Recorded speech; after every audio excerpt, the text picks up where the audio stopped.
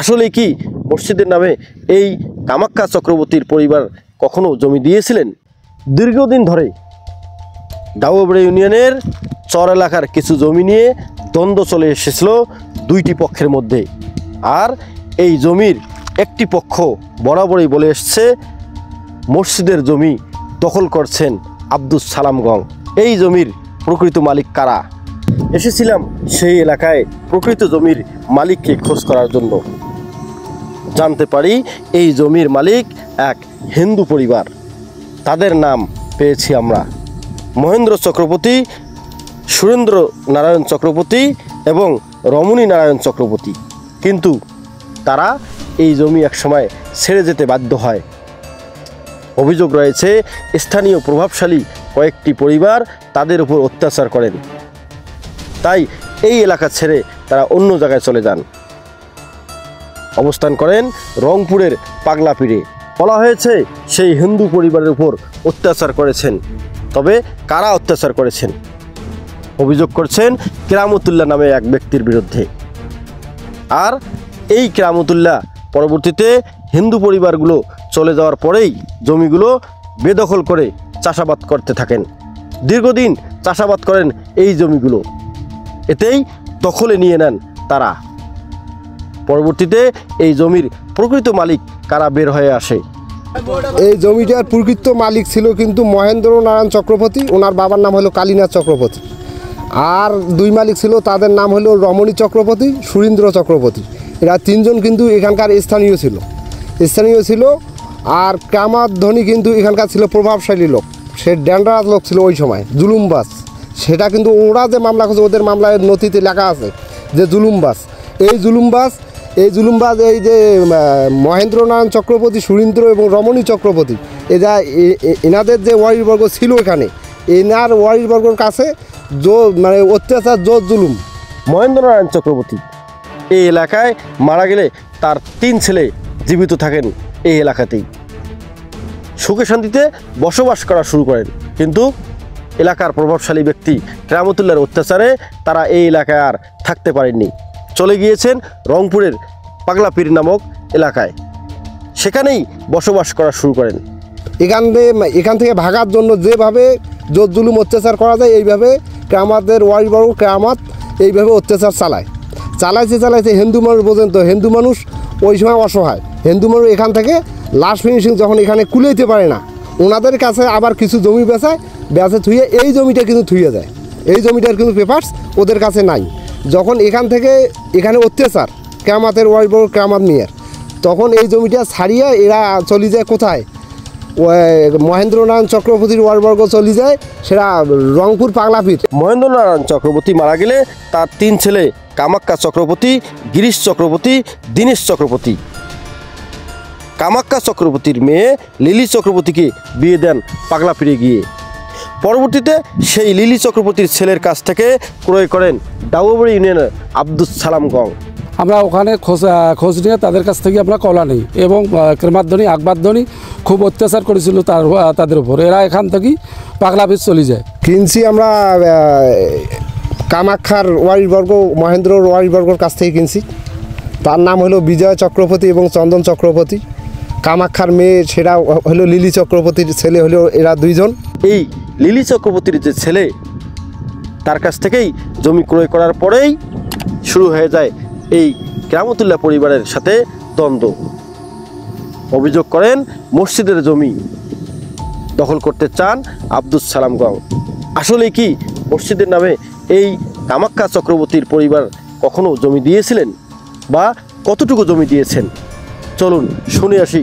জমিটা যখন আমরা ক্রয় করলাম 2022 সালে ক্রয় করার পরে আমরা জমিটা পজিশনে আসলাম। আইসার পরে 2-1 সপ্তাহ যাওয়ার পর পিন্টু যে ওই যে কামাতের নাতি যে জমিটা খাইলো, এই কামাতের নাতি করলো কি যে আমরা তো আর পাইতেছি না, তখন এই কামাতের নাতি করলো কি 2 পার্টি মামলা খালি আসলো, সেটা 10 এবং পিন্টু নিজের স্বার্থের জন্য কামাতের নাতি। তখন এই পিন্টু এবং 10 2 পার্টি একটাই হয়া আমরা 3য় ব্যক্তি যখন জমিটা ক্রয় করলাম, তখন এই জমিটা করলো কি, তখন ওই পিন্টু শুক্রবারের দিন নামাজ শেষে 2 জামাত একখানে করিয়া পিন্টু বললো যে জমিটা আজ থেকে আমি জমিটা দশক দিয়ে দিলাম, মসজিদে দিয়ে দিলাম, আজ থেকে আমার এই জমির ওপর দাবি দেওয়া নাই। কী মূল্য দিল তার কাছে পেপারস নেই। এই যাবত পেপার দেখাতে পারে নাই, না দেখার পরেও এই জমিটা দুই জামাতবাসীকে কিছু কিছু লোক উস্কানিমূলক কথা বলিয়ে জমিটা পজিশনে যাওয়ার চেষ্টা করে এবং আমাদের ওপর মারধরও করে, খেত খোলা নষ্ট করে, পুকুরের মাছ বীজ দিয়ে মারে, পুকুরের মাছ মারি নিয়ে মারার হুমকি দেয়, যেখানে সেখানে মারবে, মানে বিভিন্ন ধরনের কথাবার্তা ছড়ে বেড়াইছে। আমরা এই জমি নিয়ে বসে মেলাবার হয়েছিল আলাপ। যখন আমরা থানায় যাই তখন ওরা যায় না, যখন আমরা কাগজ নিয়ে যাই টিউন অফিসে বসার কথা, আমরা কাগজ নিয়ে যাই, ওরা যায় না। এইভাবে হুমকি দুমকি চলতেছে।